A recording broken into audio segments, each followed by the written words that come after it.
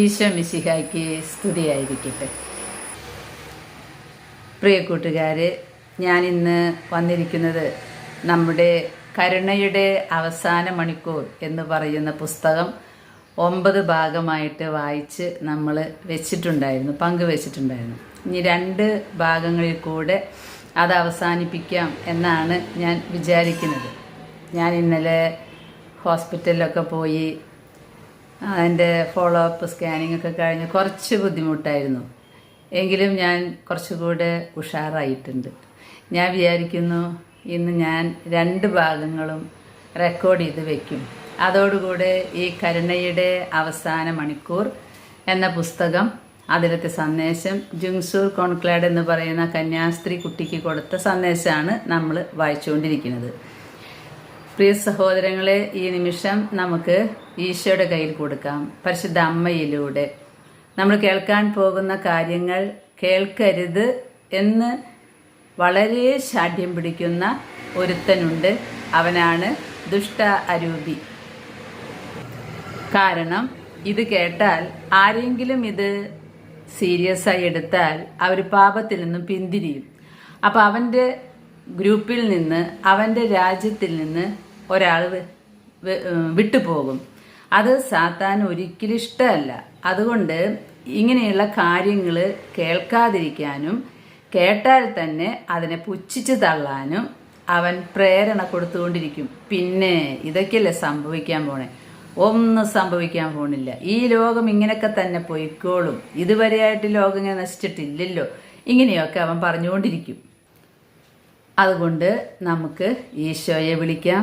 നമ്മളിത് കേൾക്കുമ്പോൾ സങ്കീർത്തനം 97:3 അഗ്നി നമ്മുടെ ചുറ്റും ഉണ്ടാകട്ടെ. ഞാനിത് റെക്കോർഡ് ചെയ്യുമ്പോൾ സക്രിയ 2:5 തിരുരക്തത്തിൻ്റെ കോട്ട നമുക്ക് ചുറ്റും ഉണ്ടാകട്ടെ. കേൾക്കുന്ന കാര്യങ്ങൾ കേൾക്കേണ്ടവയാണെന്നും കേട്ടവയെല്ലാം ഗ്രഹിക്കേണ്ടവയാണെന്നും ഗ്രഹിച്ചവയെല്ലാം പ്രാവർത്തികമാക്കേണ്ടതാണ് എന്നും എപ്പോഴും നമുക്ക് ബോധ്യം വരാൻ പരിശുദ്ധാത്മാവിനെ നമുക്ക് വിളിക്കാം. പരിശുദ്ധാത്മാവാണ് എല്ലാ സത്യങ്ങളും നമുക്ക് വെളിപ്പെടുത്തി തരിക. മത്തായിയുടെ സുവിശേഷം 24-ാം അധ്യായം 10-ാം തിരുവചനം നമ്മൾ ഓർക്കണം. അനേകർ വിശ്വാസം ഉപേക്ഷിക്കും, പരസ്പരം ഒറ്റിക്കൊടുക്കുകയും ചെയ്യും.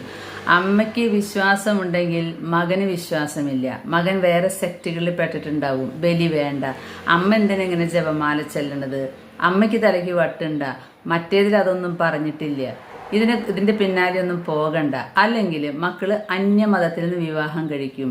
അത് കഴിഞ്ഞാൽ അവരുടെ വിശ്വാസം തണുത്തു പോകും. മറ്റുള്ളവരിലൊന്നും ഇങ്ങനെ ഇല്ലല്ലോ, എന്നിട്ട് അവരും ജീവിക്കുന്നില്ലേ? അമ്മയ്ക്ക് ഭ്രാന്ത. സ്വന്തം ആളുകൾ തന്നെ സ്വന്തം ആളുകളെ ഒറ്റുകൊടുക്കും. പ്രിയ കൂട്ടുകാരെ, മത്തായിയുടെ സുവിശേഷം 24:10 പറഞ്ഞ കാര്യങ്ങൾ സംഭവിക്കാനിരിക്കുന്നു. എന്നാൽ നമ്മൾ ദൈവത്തിൻ്റെ മക്കൾ, സത്യദൈവത്തിൻ്റെ മക്കൾ, ദൈവം നമ്മിൽ നിന്ന് എന്താണ് ആഗ്രഹിക്കുന്നത് അത് മരണം വരെ ദൈവത്തിനായിട്ട് നമ്മൾ നേടിക്കൊടുക്കണം. വിശ്വാസത്തിൽ ഉറച്ചു നിൽക്കണം. പീഡനങ്ങൾ വരും, സഹനങ്ങൾ വരും. നിങ്ങൾ ഓർത്താൽ മതി, ലോകാവസാനം വന്നില്ലെങ്കിലും എന്തെങ്കിലും പ്രശ്നം വന്ന് നമ്മുടെ ലോകം അവസാനിക്കും. അതുകൊണ്ട് എന്തായാലും ഒരിക്കൽ ജനിച്ചാൽ മരിക്കും. അത് ധീരതയോടെ നന്മയ്ക്ക് വേണ്ടി മരിക്കണം. സാത്താൻ പല പ്രലോഭനങ്ങളും നമുക്ക് കൊണ്ടുവരും.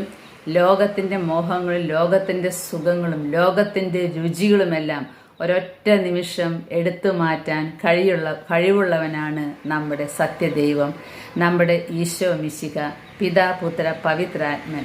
അതുകൊണ്ട് നമുക്ക് ഈ സന്ദേശങ്ങൾ ശ്രദ്ധയോടെ കേൾക്കാം. മത്തായി 24:12 പറയുന്നു, അധർമ്മം വർദ്ധിക്കുന്നതിനാൽ പലരുടെയും സ്നേഹം തണുത്തുപോകും. പ്രിയ സഹോദരങ്ങളെ, ഇത് വളരെ വളരെ കറക്റ്റാണ്. ഞാൻ ഈ ദിവസങ്ങളല്ല, കുറേ വർഷങ്ങളായിട്ട് ഞാൻ എപ്പോഴും എൻ്റെ മനസ്സിനെ ശക്തിപ്പെടുത്തിക്കൊണ്ടിരിക്കും. ഈശോയ്ക്ക് വേണ്ടി യുദ്ധം ചെയ്യണം. പക്ഷേ അടിക്കടി പാപത്തിൻ്റെ കുറേ കാര്യങ്ങൾ ഞാൻ കേൾക്കുമ്പോൾ ജീവിതത്തിൽ കുറേ കാര്യങ്ങൾ കേട്ട് ഈശോയെ സ്നേഹിക്കാൻ എനിക്ക് കർത്താവ് വലിയ ഒരു അവസരം ഒരുക്കി തന്നിട്ടുണ്ട്. പാപങ്ങളെ ഓർത്ത് കരയാനും എനിക്ക് സാധിച്ചിട്ടുണ്ട്. കാരണം ചിലപ്പോൾ പുറം ലോകമൊന്നും അറിയാത്ത അത്രയും വൈകൃതമായിട്ടുള്ള പാപങ്ങൾ എൻ്റെ അടുത്ത് വന്ന് ഷെയർ ചെയ്യും. അതെന്തിനാണെന്ന് ഇന്നും അന്നും ഞാൻ ഈശോയോട് ചോദിച്ചുകൊണ്ടിരിക്കും. കാരണം ഇതെല്ലാം കേൾക്കുമ്പോൾ ഞാൻ ആകെ ടെൻഷനിലാവും, കരയാൻ തുടങ്ങും, പ്രാർത്ഥിക്കാൻ തുടങ്ങും. വേറൊരു ഫലമുണ്ടാകും, പ്രാർത്ഥിക്കാൻ തുടങ്ങും. ഈ പ്രാർത്ഥിച്ചതൊന്നും പോരാ പോരാ പോരാ എന്ന് പാപം കേൾക്കുമ്പോൾ എനിക്ക് തോന്നാറുണ്ട്. ചതി, വഞ്ചന ഇതൊക്കെ നടത്തിക്കൊണ്ട് പോകുമ്പോൾ ഞാൻ ചിന്തിക്കാറുണ്ട്, എന്തിനാണ് ഇങ്ങനെ മനുഷ്യരെ ചതിക്കുന്നത്? നല്ല രീതിയിൽ ജീവിച്ച് പോയിക്കൂടെ? ചതിച്ച് തന്നെ മുന്നോട്ട് പോകണോ? അപ്പോൾ ഇപ്പോഴാണത് മനസ്സിലായത്, പിശാച് അവരുടെ കാലമേ ചങ്ങലയിട്ടിരിക്കുക. ചതിയുടെ ചങ്ങല, അഹങ്കാരത്തിൻ്റെ ചങ്ങല, അങ്ങനെയുള്ള ചങ്ങലകളാൽ മനുഷ്യരെ അവൻ അടക്കി ഭരിച്ചിരിക്കാം. അവൻ എങ്ങനെ അവരെ നിയന്ത്രിക്കുന്നു അതുപോലെ അവൻ നീങ്ങുള്ളൂ. അങ്ങനെ മനുഷ്യരൊക്കെ ഈ ചങ്ങലയിൽ ബന്ധിച്ചിട്ടിരിക്കുന്ന മനുഷ്യർ ചിലപ്പോഴൊക്കെ മറ്റുള്ളവരുടെ പാപങ്ങൾ കേൾക്കുമ്പോൾ എൻ്റെ സ്നേഹം തണുത്ത് ഉറഞ്ഞ് പോയിട്ടുണ്ട്, ഇപ്പോഴും പോകുന്നുണ്ട്. ഇന്ന് ഞാൻ എൻ്റെ ഒരു അനുഭവം കൂടി പങ്കുവെക്കുകയാണ്. അധർമ്മം വർദ്ധിക്കുകയാണ് സഹോദരങ്ങളെ, ദുഷ്ടത അതുപോലെ മ്ലേച്ഛത വർദ്ധിക്കുകയാണ്. നമ്മൾ വിചാരിക്കും ഈ ലോകം വലിയ കുഴപ്പമൊന്നുമില്ലല്ലോ, ഈ മനുഷ്യരൊക്കെ എന്താ പറയണേ, ലോകം അവസാനിക്കും, പാപം വർദ്ധിച്ചു. ആര് പാപം വർദ്ധിക്കും? നിങ്ങൾ നോക്കിക്കോ, ഈ സമൂഹത്തിൽ നടക്കുന്ന പാപങ്ങൾ ശരിക്കും അതിൻ്റെ വ്യാപ്തി നമ്മൾ മനസ്സിലാക്കുകയാണെങ്കിൽ നാളെ ലോകം അവസാനിക്കണം.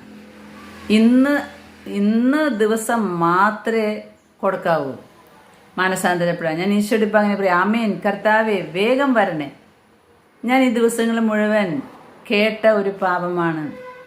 മുന്നേ കേട്ടിട്ടുണ്ടെങ്കിലും ഇതിങ്ങനെ കുറേ കേട്ടപ്പോൾ ഭയങ്കര വിഷമമായി. ഞാൻ പറയുന്നു, ഞാൻ ഈ കരുണയുടെ മണിക്കൂർ, അവസാന മണിക്കൂർ വായിക്കുന്നുണ്ട്, വാഗ്ദാന പേടകം നിങ്ങളോട് പറയുന്നുണ്ട്, പല പ്രത്യക്ഷീകരണങ്ങളും മാതാവ് പറഞ്ഞു അവസാനം വരുന്നത്, അതൊക്കെ ഞാൻ പറഞ്ഞു തരുന്നുണ്ട്. ഞാനിത് വെറുതെ പറയാൻ തുടങ്ങിയതല്ല. ഈശോ ചെവിയിൽ വന്ന് പറയാണ്, പാപം വർദ്ധിച്ചു, നിനക്ക് ഞാനത് മനസ്സിലാക്കി തരുന്നില്ലേ, നിനക്ക് പറ്റാവുന്ന നീ പറയേ, ലോകത്തെ ഞാൻ നശിപ്പിക്കും. ഇത് കേൾക്കുമ്പോൾ ചിലർ പറയും, ലോകത്തെ നശിപ്പിക്കുമോ? ഞങ്ങൾക്ക് മാറാനൊന്നും പറ്റിയിട്ടില്ല, പക്ഷെ ശിക്ഷിക്കോ? ഇങ്ങനെ ചോദിക്കുന്നതിൽ അർത്ഥമൊന്നുമില്ല. ശിക്ഷിക്കും. ഈശോയുടെ ഉദ്ദേശം കർത്താവിൻ്റെ ഒപ്പം എപ്പോഴും ആയിരിക്കുക എന്നതാണ്. അതിനു വേണ്ടിയാണ് നമ്മൾ ഒരുക്കിയെടുക്കുന്നത്. ഞാൻ ഈ ദിവസങ്ങളിൽ കേട്ട പാപം സങ്കടം തോന്നി എനിക്ക്. ഇന്ന് ലോകത്ത് അപ്പൻ, മക്കൾ, അമ്മ, സഹോദരങ്ങൾ, ആ ബന്ധങ്ങളൊക്കെ വളരെ മോശമായിട്ട് കൊണ്ടിരിക്കുക. വർഷങ്ങൾക്ക് മുമ്പ് ഞാൻ അതുപോലെയുള്ള അനുഭവങ്ങളിൽ കൂടെയൊക്കെ കേൾക്കാൻ ഇടയായിട്ടുണ്ടെങ്കിലും ഇപ്പം ഈ ദിവസങ്ങളിൽ കേട്ടപ്പോൾ എനിക്ക് തോന്നി, ലോകത്തിന് ഇനി വെച്ചുകൊണ്ടിരിക്കാൻ പാടില്ല. ഇനിയും ദൈവം വെച്ചുകൊണ്ടിരുന്നാൽ ഒരാൾ പോലും രക്ഷപ്പെടാനുണ്ടാകില്ല. അതുകൊണ്ട് ഈശോയോട് പ്രാർത്ഥിക്കുകയാണ്, അവസാന മുന്നറിയിപ്പ് തന്ന് നീ വേഗം വാ, എല്ലാവർക്കും മാനസാന്തരം വരുന്ന ഒരു അടയാളം കൊടുക്കുക. ഞാൻ കേട്ട കാര്യങ്ങൾ, കുറേ അമ്മമാരെ ഞാൻ പരിചയപ്പെട്ടു ഈ ദിവസങ്ങൾ. സത്യം പറഞ്ഞാൽ ഇതുപോലെയുള്ള കാര്യങ്ങളൊന്നും കേൾക്കരുത് എന്നാണ് ഡോക്ടർ പറഞ്ഞിരിക്കുന്നത്. ഞാൻ ഇന്നലെ ഡോക്ടറെ അടുത്ത് പോയി, ഒരു ദിവസം രാജഗിരിയുണ്ടായിരുന്നു. അപ്പം ഞാൻ എന്നോട് പറയുന്നത് എന്താണെന്ന് വെച്ചാൽ, ഞാനൊക്കെ വീക്കാണ്, എൻ്റെ ബോഡി വീക്കാണ്, എല്ലാത്തിനെയും ഉൾക്കൊള്ളാൻ ഇപ്പോൾ പറ്റുന്നില്ല. പക്ഷേ എന്തോ എല്ലാം എൻ്റെ ചെവിയിൽ തന്നെ എത്തിക്കും. ഞാൻ പറഞ്ഞു വന്നത്, ഞാൻ കേട്ട കാര്യം, അപ്പനിൽ നിന്ന് മകളെ രക്ഷിക്കാൻ പാടുപെടുന്ന കുറേ അമ്മമാരെ ഞാൻ കണ്ടുമുട്ടി. സങ്കടമായി സഹോദരങ്ങളെ, വളരെ സങ്കടം. ഒരു ഗതിയുമില്ലാത്ത അമ്മമാർ എവിടെ ഈ പെൺമക്കളെ ഒളിച്ചു വയ്ക്കും? എനിക്ക് കൂടുതലൊന്നും എനിക്ക് പറയാൻ അറിയില്ല. 9ാം ക്ലാസ്സിൽ 8ാം ക്ലാസ്സിലൊക്കെ പഠിക്കുന്ന മക്കളെ അപ്പന്മാരിൽ നിന്ന് രക്ഷിക്കാൻ അമ്മമാർ പാടുപെടുകയാണ്. അത് ഒരു കേസൊന്നുമല്ല. ഈ 2 ആഴ്ചക്കുള്ളിൽ ഞാനിങ്ങനെ കുറേ കാര്യങ്ങൾ കേട്ടു. ഞാൻ ഈശോയോട് പറഞ്ഞു, ദൈവമേ നീ എന്തിന് അമാന്തിക്കണം? നീ എന്ത് താമസിക്കുന്നേ? വേഗം വാ കർത്താവേ, വേഗം വാ. അവസാനത്തെ മുന്നറിയിപ്പ് കൊടുക്ക്, ജനം മാനസാന്തരപ്പെടട്ടെ, അല്ലെങ്കിൽ എല്ലാവരും നശിച്ചു പോകും. ഇത് മാത്രമല്ല കേട്ടോ, ഞാൻ എൻ്റെ ജീവിതത്തിൽ കുറേ കാര്യങ്ങൾ കൺമുമ്പിലൂടെ കടന്നു പോയിട്ടുണ്ട്. അപ്പൻ്റെ കുഞ്ഞിനെ ഗർഭം ധരിച്ചിരിക്കുന്ന മകളെ കാണാനും ആ കുട്ടിയെ ശുശ്രൂഷിക്കാനൊക്കെ ഇടവന്നിട്ടുണ്ട്. പക്ഷെ അന്നൊക്കെ അത് വിരലിലെണ്ണാവുന്നതേ ഉള്ളൂ. ഇന്ന് എല്ലായിടത്തും മ്ലേച്ഛത വർദ്ധിച്ചു. സഹോദരിനെ സഹോദരിയായിട്ട് കാണാനൊന്നും പറ്റുന്നില്ല. അതിൻ്റെ കുറേ അധികം കാരണങ്ങൾ സ്ത്രീകൾ തന്നെയാണ്. വസ്ത്രധാരണം, പല ഫംഗ്ഷനുകളിലും പരിപാടികളിലും പലരും പറയും അല്പവസ്ത്രം എന്താ, അതിനെന്തത്ര പ്രാധാന്യം? അവരിൽ പിശാചുണ്ടായിരിക്കും, അതുകൊണ്ടായിരിക്കും. അല്പവസ്ത്രധാരണം നമ്മുടെ സമൂഹത്തെ അതുമാതിരി ദുഷിപ്പിച്ചു. എന്താ ഈ ചേച്ചി ഇങ്ങനെ പറയണേ എന്ന് പറയുന്നത് എന്തുകൊണ്ടാണെന്നറിയോ? എന്താ അങ്ങനെ പറയുന്നത്? ഈ ചേച്ചിയുടെ അടുത്താണ് അമ്മമാര് കംപ്ലൈന്റ് ആയിട്ട് ഉള്ളുരുകി പൊട്ടിക്കരയാണ് എൻ്റെ മുമ്പിൽ നിന്ന്. എനിക്ക് ഈ പ്രശ്നത്തിന് എന്ത് പരിഹാരം ചെയ്യാൻ പറ്റും?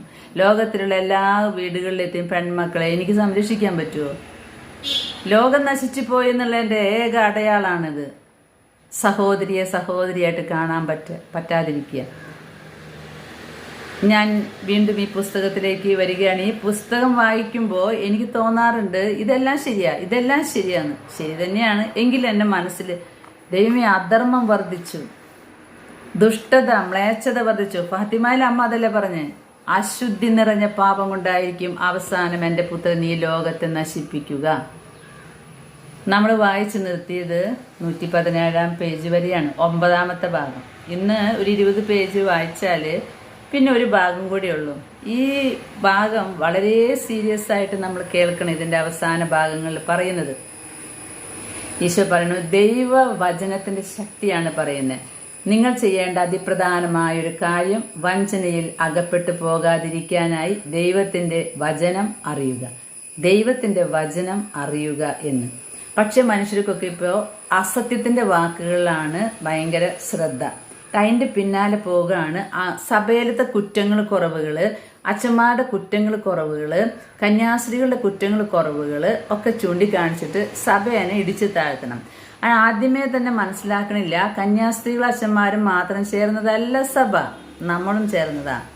നമ്മളാണ് ഈ കന്യാസ്ത്രീകളെയും അച്ഛന്മാരെയും പ്രസവിച്ചത്. നമ്മളാണ് ഈ അച്ഛന്മാരുടെയും കന്യാസ്ത്രീകളുടെയും കൂടെ ഇടപഴകുന്നത്. അപ്പോൾ അവരുടെ വീഴ്ചയ്ക്ക് കാരണം നമ്മളാണ്. അത് തിരിച്ചറിയുന്നില്ല. എന്നിട്ട് എന്ന് കുറ്റം പറഞ്ഞുകൊണ്ടിരിക്കുക. നിന്റെ സഹോദരി, നിന്റെ അമ്മ, നിന്റെ ഭാര്യ ഒക്കെയാണ് ഈ സമൂഹത്തിൽ തെറ്റ് ചെയ്തുകൊണ്ടിരിക്കുന്നത്. പ്രിയ സഹോദരങ്ങളെ, അതുപോലെ മനുഷ്യര് സത്യമല്ലാത്ത വചനങ്ങളുടെ പിന്നാലെ പോകും. കർത്താവ് പറയുന്നു, നിങ്ങൾ അന്ത്യകാലത്തിന്റെ അടയാളങ്ങളും ലക്ഷണങ്ങളും കണ്ടുകൊണ്ടിരിക്കുകയാണ്. അതുകൊണ്ട് നിങ്ങൾ ദൈവവചനത്തെ അറിയണം. എന്താണ് ചെയ്യേണ്ടത്? നിങ്ങളുടെ സഹോദരങ്ങളെ പഠിപ്പിക്കാൻ നിങ്ങൾ തയ്യാറായിരിക്കുക. എല്ലാവരും ഒരു സഭനെ കുറ്റം പറയുമ്പോൾ കൂടെ ചേർന്ന് കുറ്റം പറഞ്ഞ് മൊബൈലിൽ നിന്ന് കണ്ട് ആ സമയം ഒരു ആൾക്ക് പിഴവ് പറ്റിയെന്ന് പറഞ്ഞാൽ ഒരു കരുണക്കൊന്ത ചൊല്ലിയാൽ ആ ആത്മാവ് രക്ഷപ്പെടും. ഇരുന്ന് കുറ്റം പറഞ്ഞതുകൊണ്ട് യാതൊരു പ്രയോജനവും. അതുകൊണ്ട് പറയുന്ന കർത്താവ്, സത്യം നിങ്ങളുടെ സഹോദരങ്ങളെ പഠിപ്പിക്കാൻ നിങ്ങൾ വളരണം. അങ്ങനെ പരിശുദ്ധാത്മാവ് നിങ്ങളുടെ ഹൃദയത്തിൽ വസിക്കും. അനേകം മക്കളെ നിങ്ങൾ നേടിയെടുക്കണം. പാപം ചെയ്യരുത്. കർത്താവ് പറയാ, കോപം എടുത്തു മാറ്റ്. പെട്ടെന്ന് വരുന്ന കോപം അതെടുത്തു മാറ്റണം. പ്രിയ കൂട്ടുകാരെ, പിന്നെ പറയുന്നു, മനുഷ്യരുടെ അകൃത്യങ്ങളുടെ മുമ്പിൽ കർത്താവിൻ്റെ ഹൃദയം വിങ്ങിപ്പൊട്ടുകയാണ്. അനേകർ മൃഗത്തിൻ്റെ മുദ്രയാൽ അടയാളപ്പെടുത്തപ്പെട്ട് കഴിഞ്ഞു. പിശാചിന്റെ വഞ്ചനയ്ക്കെതിരെ ദൈവത്തിന്റെ സ്നേഹമാണ് കർത്താവ് മനുഷ്യരോട് പറയുന്നത്. എല്ലാവരെയും സ്നേഹിക്കണം. പിശാച് വഞ്ചിക്കാനും പറ്റിക്കാനും ഒക്കെ തുടങ്ങി അവൻ അതിൽ വിജയിച്ചുകൊണ്ടിരിക്കുക. കാരണം ഇതിപ്പോൾ അവന്റെ കാലമാണ്. എളിമയാണ് ഇവിടെ ആയുധമായിട്ട് സ്വീകരിക്കേണ്ടത്. കാരണം അഹങ്കാരമാണ് പിശാചിന്റെ ഏറ്റവും വലിയ ആയുധം. അതിൻ്റെ വിപരീതമാണ് എളിമ. അതുകൊണ്ട് കർത്താവ് പറയുന്നു, എൻ്റെ മക്കൾക്ക് ഇല്ലാത്തൊരു പുണ്യമാണ് എളിമ. എളിമയുള്ളവനാണ് കർത്താവ് പറയുന്നത് ദൈവരാജ്യത്തിന് അവകാശിയായിരിക്കുക. അഹങ്കാരം ആർക്കും ഒരു ചീത്ത കൂട്ടുകാരനാണ്. അതുപോലെ കർത്താവ് പറയാണ്, പിശാച് നിങ്ങളുടെ ഹൃദയത്തെ നശിപ്പിക്കാൻ അവന് ഒറ്റ കാര്യം മതി, അഹങ്കാരം കൊണ്ടു വെച്ചാൽ മതി. പ്രിയ കൂട്ടുകാരെ, ഇന്ന് ലോകത്ത് എവിടെ നോക്കിയാലും അഹങ്കാരമാണ്. പെൺപിള്ളേരെ നോക്കിയാലും ആൺപിള്ളേരെ നോക്കിയാലും അവരുടെ മുഖത്തൊക്കെ നോക്കി ഭയങ്കര അഹങ്കാരമാണ്. അവരാരോ ആണ്. ഇനിയിപ്പോൾ ഓഫീസുകളിൽ പോയോ, ഇനിയിപ്പോൾ വേണ്ട പ്രാർത്ഥനാലയങ്ങളിൽ പോയോ, അയ്യോ അവിടുത്തെ ആളുകൾക്കൊക്കെ ഭയങ്കര അഹങ്കാരമാണ്. എന്തൊക്കെയോ സംഭവമാണെന്നാണ് തോന്നുന്നത്. ഒരു വലിയ പ്രിയ കൂട്ടുകാരെ, അവസാന നിമിഷത്തിൽ ഞാൻ നിന്നെ അറിയേയില്ല എന്ന് കർത്താവ് പറയാൻ ഇടയാക്കുന്നത് ഈ അഹങ്കാരം എന്ന പാപം മൂലമാണ്. അതുകൊണ്ട് അഹങ്കാരം നമ്മളൊന്നുമല്ല, ഒരു മിനിറ്റിൽ നമ്മളെ ഇല്ലാതാക്കാൻ കഴിവുള്ളവനാണ് നമ്മുടെ ദൈവം. ആ ദൈവത്തിന് മാത്രമേ അഹങ്കരിക്കാനുള്ള അവകാശമുള്ളൂ. നമ്മൾ എന്ത് കണ്ട അഹങ്കരിക്കുന്നത്? കുറച്ച് ആളുകൾ ഒരു പ്രാർത്ഥനാലയത്തിലേക്ക് വന്നു എന്ന് വിചാരിച്ചിട്ട് എന്തിനാ അഹങ്കരിക്കുന്നത്? നമ്മൾ വന്ന ആളുകൾ മുഴുവൻ രക്ഷപ്പെടുമെന്ന് എന്താ ഉറപ്പ്? എല്ലാം ദൈവത്തിൻ്റെ കൈകളിലാണ് ഇരിക്കുന്നത്. അതുകൊണ്ട് കർത്താവ് പറയുന്നു, അഹങ്കാരം എടുത്തു മാറ്റുക എന്ന്. അതുപോലെ പ്രതികാരത്തിനായി നിലവിളിക്കുന്ന 4 പാപങ്ങൾ കർത്താവ് പറഞ്ഞു തന്നു. അബോർഷൻ മൂലമുള്ള മനഃപൂർവമായ കൊലപാതകം, പ്രകൃതി വിരുദ്ധമായ പാപങ്ങൾ, അനാഥരെയും ദരിദ്രരെയും പീഡിപ്പിക്കുന്നത്, വേലക്കാരുടെ കൂലി അന്യായമായി പിടിച്ചു വയ്ക്കുന്നത്, പ്രിയ കൂട്ടുകാരെ, പണിയെടുപ്പിക്കുക, കൂലി കൊടുക്കാതിരിക്കുക, കുടുംബം നശിക്കാൻ വേറെ ഒന്നും വേണ്ട. ഇനി വേലക്കാരുടെ ഭാഗത്തുണ്ട് പ്രശ്നം. നല്ല കൂലി വാങ്ങുക, പണിയാതെ അങ്ങോട്ടും ഇങ്ങോട്ടും തട്ടിക്കളിച്ച് നടക്കുക, അതും കർത്താവ് കാണുന്നുണ്ട്. പക്ഷെ നമ്മുടെ ഭാഗത്ത് വേലക്കാർക്ക് കൂലി കൊടുക്കാത്തത് വലിയൊരു പാപമാണ്. അതുപോലെ കർത്താവ് പറയാണ്, നിങ്ങൾ അനുദപിക്കുക, കുമ്പസാരിക്കുക, വിശുദ്ധിയിലായിരിക്കുക. വിശുദ്ധിയിലായിരിക്കുക. നിങ്ങളുടെ സഹനങ്ങളിലൂടെ നിങ്ങൾ കടന്നുപോയി ആത്മാക്കളുടെ വീണ്ടെടുപ്പിനായിട്ട് കാത്തിരിക്കുക. സഹനങ്ങളിലൂടെ കടന്നു പോകണം എന്നതാണ് ഏറ്റവും പ്രധാനം. സഹനമില്ലാണ്ട് സ്വർഗമില്ല കേട്ടോ. സ്വർഗത്തിലേക്കുള്ള വാതിൽ, ചവിട്ടുപടിയാണ് സഹനം. അതുകൊണ്ടാണ് പറയുന്നത് സഹനം നിധിയാണ്. പിന്നെ കർത്താവ് പറയുന്നു, വിഷയാസക്തിയുടെ, വ്യഭിചാരത്തിന്റെ, സ്വവർഗഭോഗത്തിന്റെ, വേശ്യാവൃത്തിയുടെ, ലൈംഗിക അശുദ്ധിയുടെ അരൂപി ഭൂമിയിൽ തുറന്നു വിട്ടിരിക്കുകയാണ്. അത് പരമാവധി ആത്മാക്കളെ നാശത്തിലേക്ക് വീഴിക്കാനായി ശ്രമിക്കുന്നു. കർത്താവ് ആശീർവദിച്ച വിവാഹങ്ങളെ അതിൻ്റെ നന്മ ഇല്ലാതാക്കുന്നു. അതിനെ അവൻ തകർക്കുന്നു, കർത്താവിൻ്റെ ആശീർവാദത്തെ. അതുകൊണ്ട് തന്നെ കുടുംബത്തിലെ കുടുംബനാഥൻ വേറൊരു കുടുംബനാഥിയായിട്ട്, കുടുംബനാഥ വേറൊരു കുടുംബനാഥനായിട്ട് ബന്ധം പുലർത്തുന്നു. അത് പാപമേ അല്ല, വ്യക്തി സ്വാതന്ത്ര്യമല്ലേ? തുണിയില്ലാതെ റോട്ടിൽ കൂടെ നടക്കുമ്പോൾ നീ എന്തിനാ ഞങ്ങളെ നോക്കണേ, എന്തിനാ ഉപദേശിക്കണേ? ഇത് വ്യക്തി സ്വാതന്ത്ര്യമല്ലേ?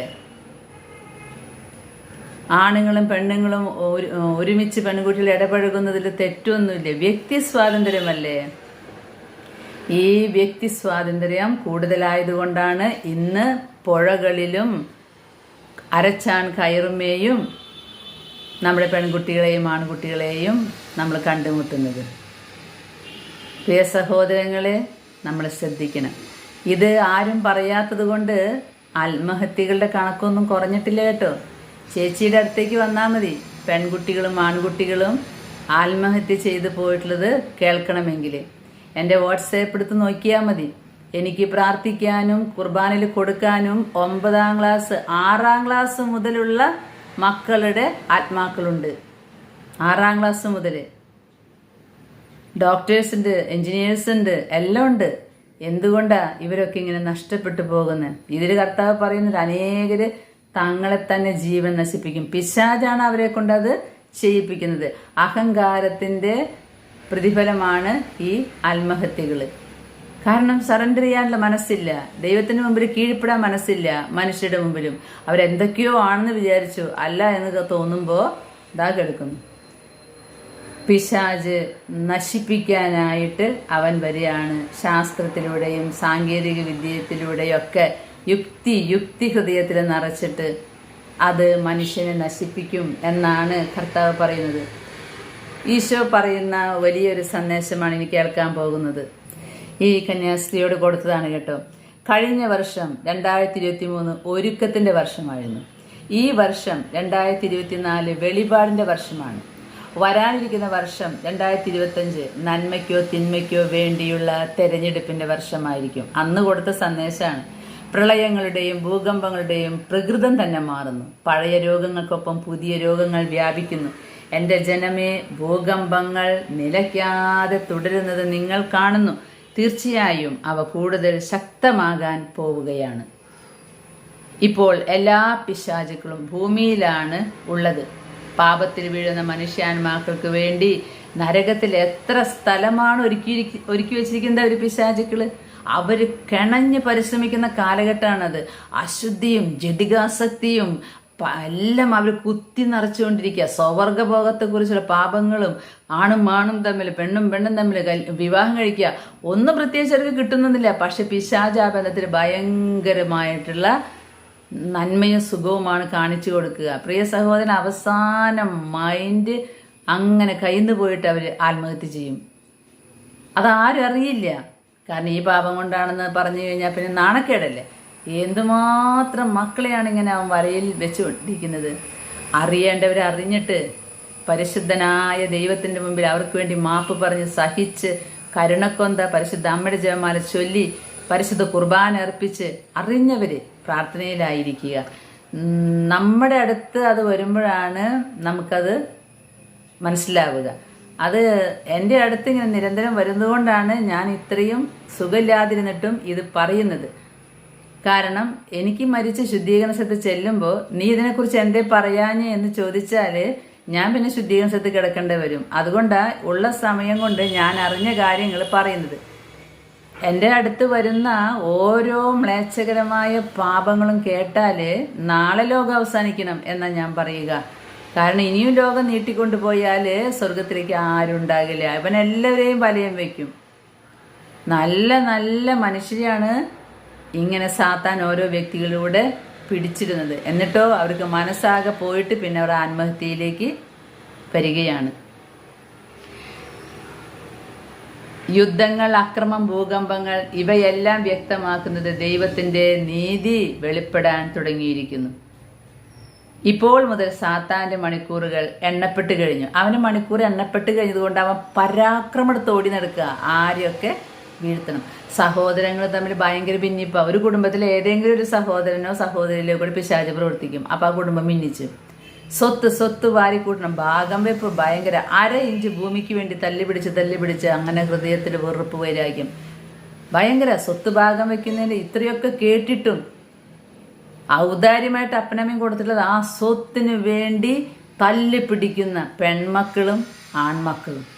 പ്രിയ സഹോദരങ്ങളെ, ഗ്രഹിക്കുന്നവൻ ഗ്രഹിക്കട്ടെ, അത്രയേ നമുക്ക് പറയാനുള്ളൂ. എവിടേക്കാണ് നമ്മൾ ഈ കൂട്ടി വെക്കുന്നത്? ഒരൊറ്റ നിമിഷത്തിൽ കർത്താവ് ഇതൊക്കെ എടുത്തു മാറ്റും. കർത്താവ് പറയുന്നു, ഈ സന്ദേശം നിങ്ങൾ ഹൃദയത്തിൽ സൂക്ഷിച്ചു വെക്കുക.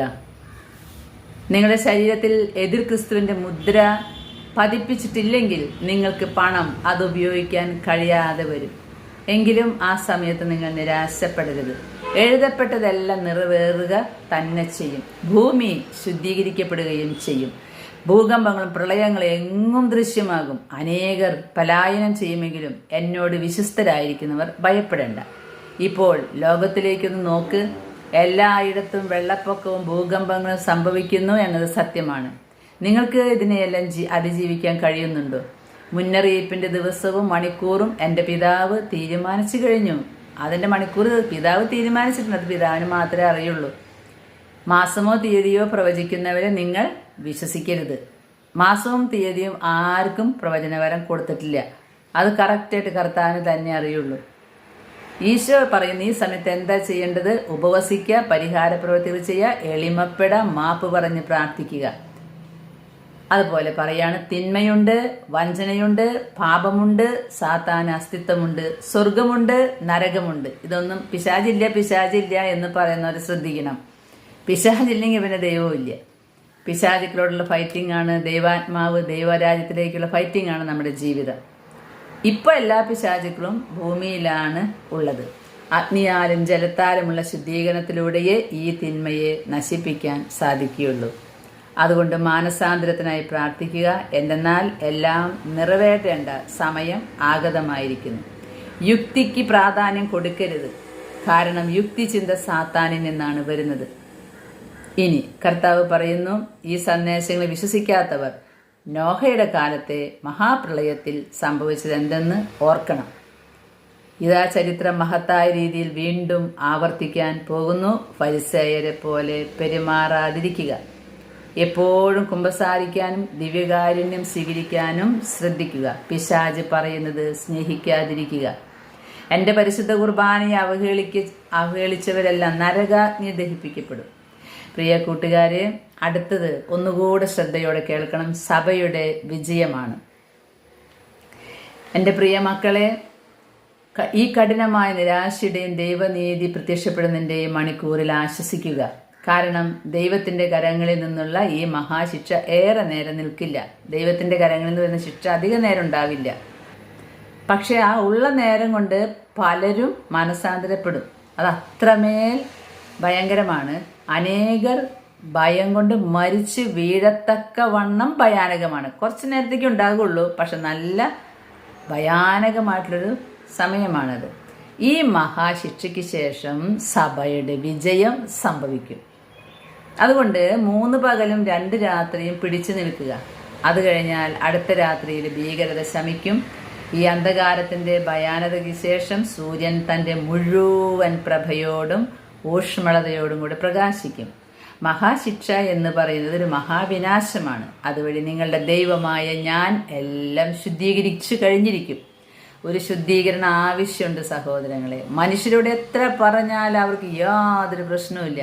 പിന്നെ പ്രശ്നം വരും ശരീരത്തിനെ പിടിക്കുമ്പോൾ. അപ്പോൾ ആ ആളൊന്ന് മാനസാന്തരപ്പെടും. പക്ഷെ എന്നാലും പൊതുവായിട്ട് അഹങ്കാരം ഇങ്ങനെ വർദ്ധിച്ചുകൊണ്ടിരിക്കുക. അതുകൊണ്ടാണ് പൊതുവായി ശിക്ഷ വേഗം വരണം എന്ന് നമ്മൾ ആഗ്രഹിക്കുന്നത്. കർത്താവിനോട് വേഗം വരാൻ പറയണം, ലോകത്തെ ശുദ്ധീകരിക്കാനായിട്ട്. അതുപോലെ കർത്താവ് പറയുന്നു, മതം ദുർബലമായിക്കൊണ്ടിരിക്കുക. അത് ലോകത്തിൽ ഏതാണ്ട് എല്ലായിടത്തും തന്നെ മതം ഉപേക്ഷിക്കപ്പെടും. നമ്മുടെ ക്രിസ്തീയ മതം ഇല്ലാതാകും. അനേകർ തകർക്കപ്പെടും. ഫ്രീ മേസണറിയും അതിനുള്ളതെല്ലാം വിലക്കെട്ടവയാണ്. അതായത് സാത്താൻ ആരാധന കേന്ദ്രങ്ങൾ. അതുപോലെ കർത്താവ് പറയുന്നു, സഭയുടെ ശുശ്രൂഷകളൊക്കെ നിർത്തലാക്കപ്പെടും. പക്ഷേ എൻ്റെ വിശ്വസ്തമായ മക്കളുടെ ഹൃദയത്തിൽ സഭ ജീവിക്കും. അതായിരിക്കും കത്തോലിക്ക സഭയുടെ പീഡാനുഭവവും ദുഃഖവെള്ളിയും. പൂർണ്ണമായ നാശവും മരണവും തന്നെ. രക്തച്ചൊരിച്ചിൽ വ്യാപകമാകും. അത് മുഖ്യമായും മതത്തിൻ്റെ പേരിലായിരിക്കും. ഇതൊന്നും പറയേണ്ട ആവശ്യമില്ല. നമുക്ക് മുമ്പുണ്ടായതും ഇപ്പോൾ നടക്കുന്നതും ആലോചിച്ചാൽ ഇതൊക്കെ വായിക്കേണ്ട ആവശ്യം തന്നെയില്ല. പക്ഷെ വായിക്കുന്നത് ഒരു ഓർമ്മപ്പെടുത്തലെന്ന് മാത്രമേ ഉള്ളൂ. ഭൂമി മുഴുവൻ രക്തത്തിൽ കുതിരുമെന്നാണ് പറയുന്നത്. ധൈര്യം കൈവിടാതെ ക്ഷമയോടെ കാത്തിരിക്കുക. പിന്നെ പറയുന്നുണ്ട് റോമിനെ കുറിച്ച്. റോമിനെ ഭൂകമ്പം ബാധിക്കില്ലെന്ന്. എന്നാൽ റോം അവിടെ ചെയ്യപ്പെട്ട അനേകം തിന്മകൾക്കും അവർ ദൈവത്തിൽ നിന്ന് അകന്നു പോയതിന് പരിഹാരമായി സംഭവിക്കുന്ന ക്രിസ്ത്യാനികളുടെ രക്തസാക്ഷിത്വവും പീഡനവും കൊണ്ട് ഞെരുക്കപ്പെടുകയും പ്രകമ്പനം കൊള്ളുകയും ചെയ്യും. അപ്പോൾ റോമിന് ഭൂകമ്പമല്ല വരുന്നത്, ഇതാണ് ഞാൻ സൂചിപ്പിച്ച വലിയ മഹാഭൂകമ്പം. ഇതാണ് നമ്മൾ വിചാരിക്കും മഹാഭൂകമ്പം എന്ന് പറയുമ്പോൾ ഭൂമി അങ്ങനെയാണ്. ചിലപ്പോൾ അതായിരിക്കില്ല പറയുന്നത് കേട്ടോ. ഈ ഭൂകമ്പം എന്ന് പറയുന്നത് ദൈവത്തിൽ നിന്ന് അകന്നതിന് പരിഹാരമായി സംഭവിക്കുന്ന ക്രിസ്ത്യാനികളുടെ രക്തസാക്ഷിത്വം. ആ രക്തം കൊണ്ട് ഭൂമി നിറയും. പീഡനം കേട്ടിട്ട് ഭൂമി വിറയ്ക്കും. നമ്മൾ ഒരിക്കൽ ഓരോ പീഡനങ്ങൾ കാണുമ്പോൾ നമ്മൾ ഒന്നും പറയണ്ട, നമുക്ക് എന്താ വേണ്ടതെന്ന് തന്നെ ഒരു ഊഹമില്ല. നമ്മളും വിറച്ചുകൊണ്ടിരിക്കുക. ഈ ഒരു ഭൂകമ്പമായിരിക്കാം പറയുന്നത്. എന്നിട്ട് കർത്താവ് പറയുന്നു, പിശാചിൻ്റെ മേൽ വിജയം വരിക്കുന്ന കർത്താവിനെ കാണുവിൻ. സകലർക്ക് വേണ്ടിയുള്ള രക്ഷ കൊണ്ടുവരുന്നത് ഞാനാണ്. എൻ്റെ കരങ്ങൾ എല്ലാവർക്കുമായിട്ട് തുറന്നിട്ടിരിക്കുന്നു. കർത്താവ് പിന്നെ പറയുന്നു, ദാവീദ് എൻ്റെ ക്രൈസ്തവരുടെ പ്രതീകമാണ്, അഭിഷേകം ചെയ്യപ്പെട്ടവരുടെ പ്രതീകം. ഗോലിയാത്ത് ശക്തനായ പിശാചിൻ്റെ പ്രതീകമാണ്. അതുകൊണ്ട് അഭിഷിക്ത സൈന്യത്തിനെതിരെ പിശാച് പോരാടിക്കൊണ്ടിരിക്കുക. പ്രിയമക്കളെ, എൻ്റെ നാമത്തിൽ അവനോട് പൊരുതാനുള്ള അഭിഷിക്തന്റെ സൈന്യം എവിടെ? അഭിഷിക്തന്റെ സൈന്യത്തെ നശിപ്പിച്ചുകൊണ്ടിരിക്കുകയാണ് അവൻ. വിശ്വാസത്തിൻ്റെ കല്ല് വഹിക്കേണ്ട മക്കളുടെ ഹൃദയം എവിടെ? നമ്മളിതിന് മറുപടി കൊടുക്കണം കേട്ടോ. കർത്താവ് പറയാ, ഞാൻ ലോകത്തിൻ്റെ തെരുവുകളിലൂടെ നടക്കണം, ഞാൻ എല്ലാം കാണുന്നുണ്ട്. ഒരാൾക്ക് ദൈവത്തോട് സ്നേഹമില്ല, അനുകമ്പയുമില്ല. അതുകൊണ്ട് കർത്താവ് പറയാണ്, എൻ്റെ ഈ ചെറിയ സഹോദരങ്ങളിൽ ഒരാൾക്ക് ചെയ്തു കൊടുക്കുന്നത് എനിക്ക് തന്നെയാണ് ചെയ്തു തരുന്നതെന്ന വാക്കുകൾ നിങ്ങൾ ഓർമ്മിക്കുക. പിന്നെ ഞാൻ നേരത്തെ പറഞ്ഞ കാര്യം, മഹാശിക്ഷയുടെയും മഹാമുന്നറിയിപ്പിൻ്റെയും ഈ കാലത്ത് അനേകർ തങ്ങളുടെ തന്നെ ജീവനൊടുക്കും. പ്രിയ കൂട്ടുകാരെ, നിങ്ങൾക്കറിയോ ആത്മഹത്യയുടെ നിരക്ക് ഒന്നും പുറത്തു വരില്ല. എത്ര യുവതിയുവാക്കളെ ആത്മഹത്യ ചെയ്യുന്നതെന്നറിയോ? അവരെ ആരാതിന് പ്രേരിപ്പിക്കുന്നത്? പിശാച്. എന്നിട്ടും നമ്മൾ മിണ്ടാതെ നമ്മുടെ കാര്യം നോക്കിയിരുന്നാൽ തമ്പുരാൻ നമ്മുടെ മുമ്പിലും തൂക്കുകയറ് കൊണ്ടിടും. ഇതൊക്കെ അറിഞ്ഞിട്ടും നീ എന്ത് ചെയ്തു? പ്രാർത്ഥിക്കെങ്കിലും ചെയ്യണ്ടേ? പ്രാർത്ഥിക്കണം. സഹനങ്ങൾ ഏറ്റെടുത്തിട്ട് നിലവിളിക്കണം. കർത്താവേ, ലോകത്ത് ഇതുപോലെ അക്രമങ്ങളുണ്ടാകും, ഞാൻ എന്ത് ചെയ്യണം? നല്ല ജീവിതം നമ്മൾ നയിച്ചിട്ട് സഹനങ്ങൾ ഏറ്റെടുത്തിട്ട് ഇവർക്കൊക്കെ വേണ്ടി നമ്മൾ പ്രാർത്ഥിക്കാൻ കടപ്പെട്ടവരാണ്. പിശാച് ചങ്ങലക്കിട്ടിട്ടുള്ള മനുഷ്യരെ കാണുമ്പോൾ നിന്നോട് എതിർക്കുന്നൊരുവനെ കണ്ടാൽ നീ ദേഷ്യപ്പെടേണ്ട. അവൻ്റെ കാലുമേ എതിർപ്പിൻ്റെ ചങ്ങല. നിന്നെ വ്യഭിചാരി എന്ന് മുദ്ര കുത്തി മറ്റുള്ളവരുടെ മുമ്പിലൊക്കെ നിന്നെ വളരെ അപമാനിപ്പിക്കപ്പെടുന്നവൻ ഉണ്ടെങ്കിൽ അവൻ്റെ കാലുമേ പരദോഷത്തിൻ്റെ ചങ്ങല കെടുക്കുകയാണ്. അവൻ പിശാചിൻ്റെ അടിമയാണെന്ന് നമ്മളാണ് ഓർക്കണം. അവന് വേണ്ടി പ്രാർത്ഥിക്കണം. കാരണമില്ലാതെ നിന്നെ വെറുക്കുന്നവരുണ്ടെങ്കിൽ ഓർക്കണം. കർത്താവ് പറയുകയാണ്, മക്കളെ, നിങ്ങൾ എന്നെ അനുസരിക്കുക, എന്നെയല്ലാതെ മറ്റൊന്നിനെ ആഗ്രഹിക്കാതിരിക്കുക, എന്നെ പ്രതി എല്ലാറ്റിനെയും വെറുക്കുക. അപ്പോൾ നിങ്ങൾക്ക് ഞാൻ അമൂല്യവും മനോഹരവുമായിട്ടുള്ള സമ്മാനം തരും. ഇപ്പോഴേ തന്നെ അതിന് നമ്മൾ ഒരുങ്ങ്. നമുക്ക് ദൈവമാണ് നമ്മുടെ മുഖ്യ ലക്ഷ്യം. ഈശോയാണ് നമ്മുടെ ലക്ഷ്യം. ഈശോയ്ക്ക് വേണ്ടി എല്ലാം ഉപേക്ഷിക്കാൻ നമ്മൾ തയ്യാറായിക്കൊള്ളുക. പിന്നെ പറയുന്നു കർത്താവ്, അന്ധകാരം, ഈ ശിക്ഷയ്ക്ക് ശേഷം അന്ധകാരം തുടച്ചു നീക്കും. സഭ ഒരിക്കൽ കൂടെ മഹത്വത്തിൽ ഉയർന്നിരിക്കും. എല്ലാ ജനതകളും മാനസാന്തരപ്പെട്ട് സഭയിലേക്ക് വരും. മനുഷ്യകുലത്തിന് സമാധാനത്തിൻ്റെ ഒരു കാലം അനുവദിക്കപ്പെടും. അനേകരുടെ ഹൃദയങ്ങളെ ബന്ധിച്ചിട്ടിരുന്ന അന്ധകാരം അവസാനം തുടച്ചു മാറ്റപ്പെടും. അതിന് പകരം അവിടെ ദിവ്യകാരുണ്യത്തിൽ സന്നിഹിതമായിരിക്കുന്ന സ്നേഹം പ്രതിഷ്ഠിക്കപ്പെടും. തലമുറകളോളം ദിവ്യകാരുണ്യം മനുഷ്യഹൃദയങ്ങളിൽ ഭരണം നടത്തും. വിധി നടക്കുന്നത് പൊടുന്നനെയായിരിക്കും. ആ പ്രക്രിയ പൂർത്തിയാകാൻ ഒരു ചുരുങ്ങിയ സമയമേ വേണ്ടൂ. ത്രിദിന അന്ധകാരത്തിന് ശേഷമുള്ള ആ അനുഗ്രഹീത ദിനങ്ങൾ കാണാൻ വേണ്ടി ജീവിച്ചിരിക്കുന്നവർ തീർച്ചയായും ഭാഗ്യവാന്മാരാണ്. ഈ 3 ദിവസത്തെ അന്ധകാരം കഴിഞ്ഞ് വരുന്ന ആ ഒരു സന്തോഷം, വിധി, അത് കാണുന്നവരുടെ അവർ ഭാഗ്യവാന്മാരെന്നാണ് പറയുന്നത്. ഞാൻ എന്തായാലും പ്രാർത്ഥിക്കുന്നുണ്ട്, ഇതൊക്കെ വരാനേക്കാൾ മുമ്പ് എന്നെ കൊണ്ടുപോയിക്കോളൂന്ന്. എനിക്ക് വലിയ ബലമൊന്നുമില്ല ഇപ്പം. ഞാൻ ഈശോയോട് പറഞ്ഞു, എനിക്ക് ഇപ്പം തന്നെ പാപം കേൾക്കുമ്പോൾ പ്രഷർ കൂടുന്നു, ഡോക്ടറെ അടുത്ത് പോകേണ്ടി വരുന്നു. ഞാൻ പലപ്പോഴും കർത്താവിൻ്റെ പറയും, ഇതൊന്നും എൻ്റെ മുമ്പിലേക്ക് കൊണ്ടുവന്ന് കേൾപ്പിക്കല്ലേ, അപ്പം എനിക്ക് ഫ്രീ ആയി നടക്കാമല്ലോ. പക്ഷേ എൻ്റെ മുമ്പിൽ വരാത്ത ഒരു പാപവും.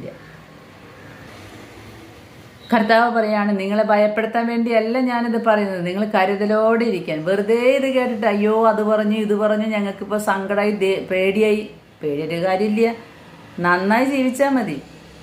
നന്നായി ജീവിക്കുക എന്നുള്ളതാണ്. തെറ്റ് ചെയ്യാതെ ജീവിക്കുക. ഇതൊക്കെ കേൾക്കും ചെയ്യും, തെറ്റിന്ന് മാറാനും പറ്റില്ല. അത് ഞങ്ങൾ ശിക്ഷിക്കുമോ എന്ന് ചോദിച്ച് നടന്നിട്ട് ഒരു കാര്യമില്ല. ഈശോ പറഞ്ഞ 3 ദിവസത്തെ അന്ധകാരത്തെ നിങ്ങൾ ഭയപ്പെടേണ്ട. എൻ്റെ സന്ദേശങ്ങളനുസരിച്ച് എൻ്റെ വചനപ്രകാരം ആന്തരികമായി പ്രാർത്ഥനയുടേതായ ജീവിതം നയിക്കുന്നവർക്ക് അത് സംഭവിക്കുന്നതിന് മുമ്പ് തന്നെ ഒരു ആന്തരിക സ്വരത്താൽ അതിനെക്കുറിച്ചുള്ള മുന്നറിയിപ്പ് നൽകപ്പെടും. നമ്മളതിനു വേണ്ടി ഒരുങ്ങിയിരുന്നാൽ മതി.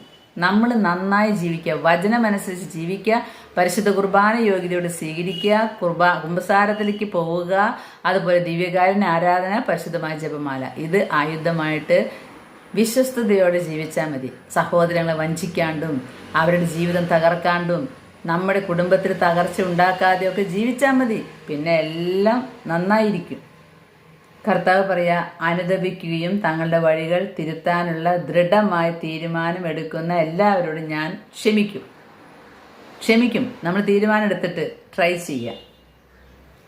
പിന്നെ കർത്താവ് കുറേ വാഗ്ദാനങ്ങൾ കൊടുത്തിട്ടുണ്ട്. അനുദപിക്കുന്ന പാപിക്ക് കൊടുക്കുന്ന വാഗ്ദാനങ്ങൾ അത് സാധാരണ നമുക്ക് തന്നിട്ടുള്ളത് തന്നെ. അനുദപിക്കുന്ന പാപിയെ ഞാൻ സ്നേഹിക്കുന്നു, പ്രതികൂലങ്ങളുടെ നടുവിലും ഞാൻ അവരെ സ്നേഹിക്കുന്നു, കരുണയുള്ളവരെയും വിനീതരെയും ഞാൻ സ്നേഹിക്കുന്നു. അങ്ങനെയാണ് കുറേ വാഗ്ദാനങ്ങൾ കൊടുത്തിട്ടുള്ളത്.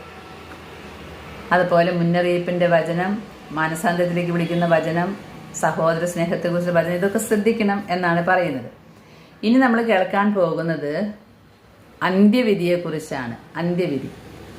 അന്ത്യവിധി, സ്വർഗം, നരകം, ഇതിനൊക്കെ കുറിച്ചാണ് നമ്മൾ കേൾക്കാൻ പോകുന്നത്. കർത്താവ് പറയുന്നത്, എൻ്റെ മക്കളെ, ഒരിക്കൽ കൂടെ ഞാൻ പറയുന്നു, എത്രത്തോളം സാധിക്കുമോ അത്രത്തോളം എൻ്റെ ശരീരവും രക്തവും കൊണ്ട് നിങ്ങളെ തന്നെ പോഷിപ്പിക്കുക. പ്രിയ കൂട്ടുകാർ, ഇപ്പോൾ അരമണിക്കൂർ കഴിഞ്ഞു. ഞാൻ നിർത്തുകയാണ്. അടുത്ത പങ്കുവയ്ക്കലൂടെ ഇത് അവസാനിക്കും. ഈ പുസ്തകം അവസാനിപ്പിക്കണം എന്നാണ് വിചാരിക്കുന്നത്. അടുത്ത പങ്കുവയ്ക്കലിൽ അന്ത്യവിധി, ശുദ്ധീകരണ സ്ഥലത്തെ തട്ടുകൾ, സ്വർഗം, നരകം, ഇതിനെക്കുറിച്ചൊക്കെ നമുക്ക് കേൾക്കാം.